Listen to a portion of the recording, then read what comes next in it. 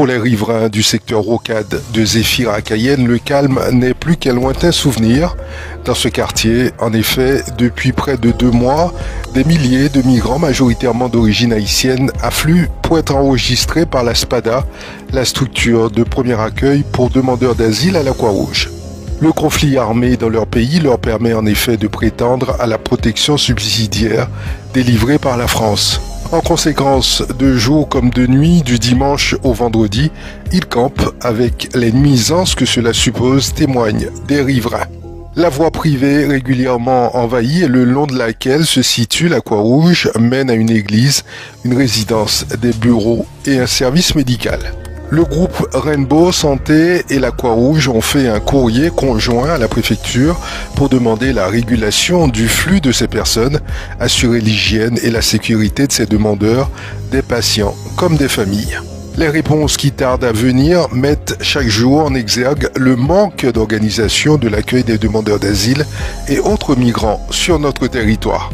Ces riverains, comme d'autres, ont également à déplorer les conséquences de l'absence de toilettes et l'insuffisance des poubelles. Pas de surprise, l'inflation continue de grimper. Sur les 12 derniers mois, les prix augmentent de plus de 3,7% en Guyane, selon l'INSEE, l'Institut national de la statistique et des études économiques. Sur l'ensemble du territoire national, les prix augmentent aussi, mais moins, plus 2,2%.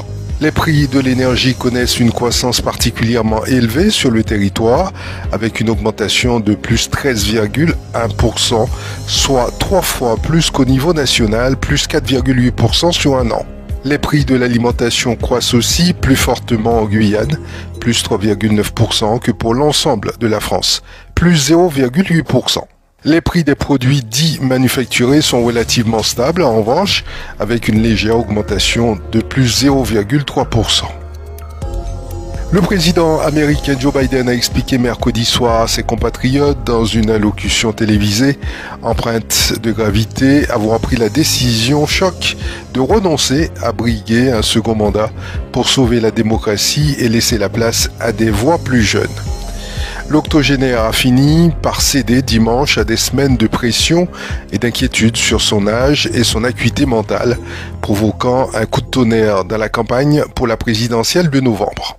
Je cite, « Cela fait l'honneur de ma vie d'être votre président, mais la défense de la démocratie qui est en jeu est, je pense, plus importante que n'importe quel titre », a-t-il déclaré dans cette adresse solennelle à la nation depuis le bureau ovale. Donald Trump a savouré durant quelques jours le spectacle d'un parti républicain en parfait ordre de marche derrière sa 3e candidature à la Maison-Blanche, mais avec l'irruption de Kamala Harris dans l'arène, l'ancien président est obligé de revoir des pans entiers de sa stratégie électorale qui était jusqu'ici largement axée sur le fait de se camper en leader énergique face à un Joe Biden en déclin. Les rares sondages publiés depuis l'entrée de la vice-présidente dans la course sont mitigés, plaçant les deux candidats au coude à coude. La candidature de Mme Harris suscite un enthousiasme renouvelé pour une élection qui n'emballait jusqu'ici pas grand monde. Fermé en août 2022, l'ancien musée de l'espace s'est transformé en un tout nouveau lieu à visiter au Centre spatial guyanais. Comme l'annonce le CNES ce mercredi, il devient le Guyana Space Experience et il ouvre ses portes au public demain vendredi 26 juillet. La police aux frontières françaises, PAF et la KPS surinamaise patrouillent ensemble depuis plusieurs mois sur le Maroni. Ils contrôlent notamment les pirogues effectuant la traversée de Albina-Saint-Laurent. Depuis le 28 novembre 2023, des membres de la KPS embarquent chaque mardi, jeudi et samedi dans les patrouilles fluviales organisées par la PAF. En près de 8 mois, 939 pirogues ont été contrôlées sur le fleuve dans ce cadre. Parmi elles, 331 ont été refoulées, soit 35% d'entre elles, selon les chiffres de la police nationale de Guyane. Sur ces pirogues, ce sont aussi 3880 personnes qui ont été contrôlées. Parmi elles, 1562 admissions ont été refusées, soit près de 40% de personnes. Le 18 juillet, l'équipage d'une patrouille commune a interpellé une passagère détentrice de 533 grammes de cocaïne dans un ovule dissimulé dans son sac à main, la preuve d'une certaine efficacité. La coopération a également repris de plus belle entre la gendarmerie et la KPS.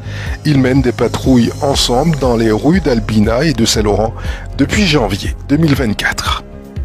C'est la fin de ce bulletin d'information. Je vous remercie de l'avoir suivi. J'aurai le plaisir de vous retrouver demain sur Radio Mayuri.